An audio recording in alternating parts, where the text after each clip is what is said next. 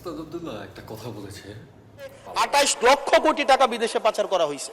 যে প্রায় 28 লক্ষ কোটি টাকা বিদেশে পাচার হয়েছে আওয়ামী আমলে, এবং সেটা ফেরত আনার জন্য কথাবার্তা বলেছে। আচ্ছা, আপনি কি জানেন 28 লক্ষ টাকা দিয়ে বাংলাদেশে কত কিছু করা সম্ভব? আচ্ছা চলেন আপনাদের একটু টুকটাকি একটু আইডিয়া দিই।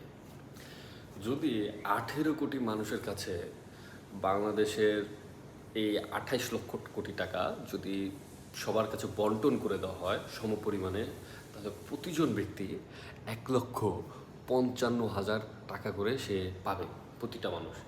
এবং বাংলাদেশের যে পদ্মা সেতু, সেই পদ্মা সেতুটা খরচা হয়েছে 30,000 কোটি টাকা। তো এরকম পদ্মা সেতু আরও 93টি বানানো যাবে।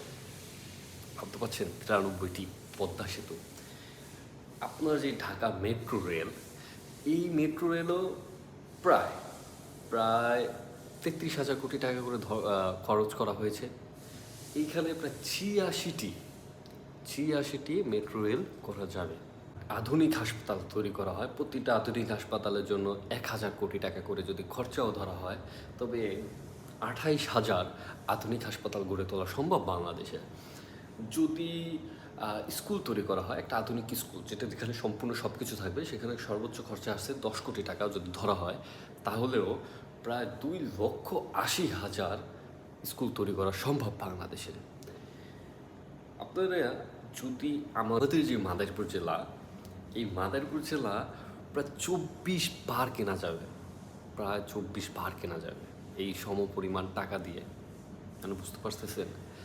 এরপরে যদি এই টাকাটাকে, এই প্রতিটা যে 28 লক্ষ কোটি টাকা, এই 28 লক্ষ কোটি টাকাকে একটার পর একটা যদি এইভাবে সিরিয়াল দিয়ে উঠানো হয়, লম্বা করা হয়, তাহলে প্রায় এর উচ্চতা হবে 2800 কিলোমিটার। জাস্ট আপনি চিন্তা করতে পারতেছেন, 2800 কিলোমিটার। এইটা দিয়ে আপনি টেকনাফ থেকে তেঁতুলিয়া প্রায় 45,000 বার আসা যাওয়া করতে পারবেন। জাস্ট চিন্তা করেন, প্রায় 45,000 বার।